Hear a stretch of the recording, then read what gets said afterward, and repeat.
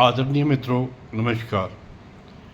एक छोटा सा मैसेज लेके आया हूँ और वादा करता हूँ ये 5 मिनट से ज़्यादा बड़ा नहीं होगा, जैसे मेरे पिछले मैसेज लंबे हो जाते हैं। देखिए, अ, मैं खुद अपने आप के लिए बोलूँ तो undoubtedly I am a big big follower of Modi जी।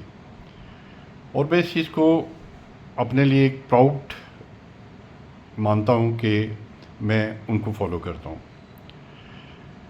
उनकी पृष्ठभूमि देख के, उन्होंने जो कार्य किए हैं उनको देख के मैं समझता हूँ कि जो उनकी मेहनत है उसको जो अपोज कर रहे हैं, या तो उनकी कोई व्यक्तिगत खुन्नस है मोदी जी से, या कहीं ना कहीं उनके साम्राज्य को, उनकी पर्सनल जो बिजनेस है या कुछ है, जो वो जैसे भी चला रहे थे उसको उनके उठाए गए कदमों से नुकसान पहुंचा है।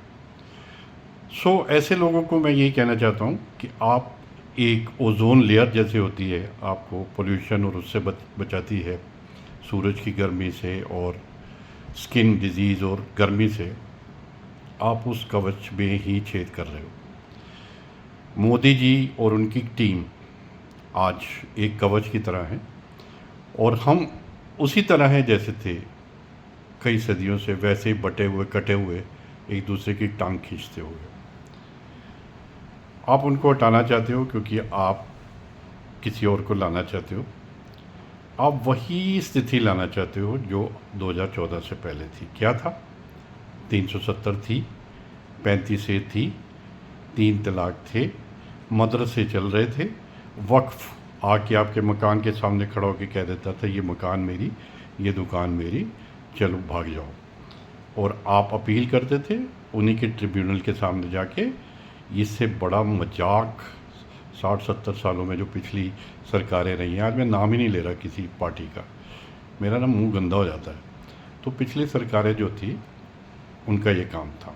और यूपी में अपीसमेंट जो थी दूसरे धर्म की, मैं धर्म का भी नाम नहीं ले रहा, आज मैं किसी का नाम नहीं ले रहा, सिर्फ आपको झंझोड़ रहा हूँ।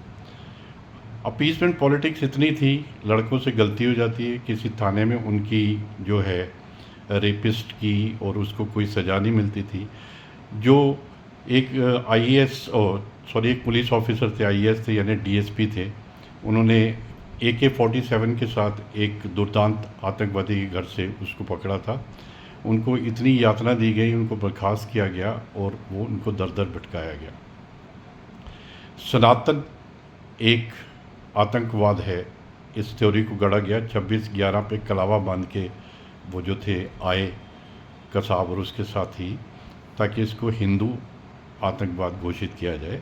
और यही जो सबसे बड़ी बॉस बनी बैठी थी एक महान पार्टी की, जिसका सारा ख़ानदानी कमाल है, देश को इतना लूटा है कि ईस्ट इंडिया कंपनी के चक्के छुड़ा दिए, तो ये था कि सनातन को बर्बाद किया जाए। उस दौरान आप देखें मैक्सिमम ईसाई लोग हर जगह पे काबिज थे उस दौरान।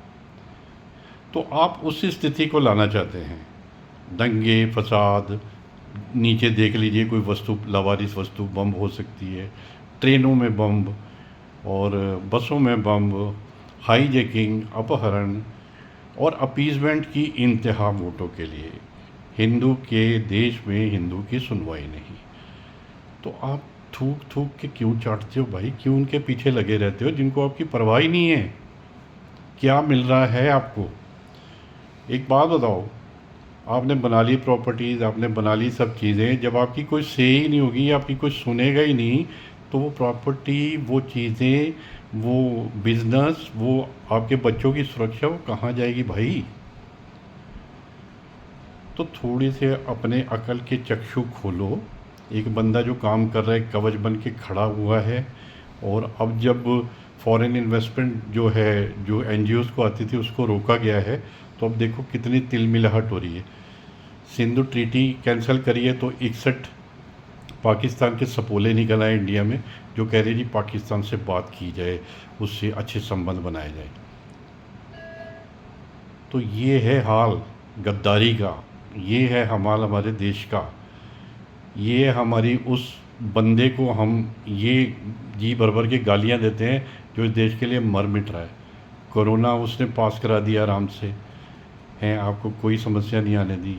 ये युद्ध था ईरान और उसका, जो अमेरिका का जो विश्व युद्ध बन रहा था, उसमें आपको कोई आँच नहीं आने दी।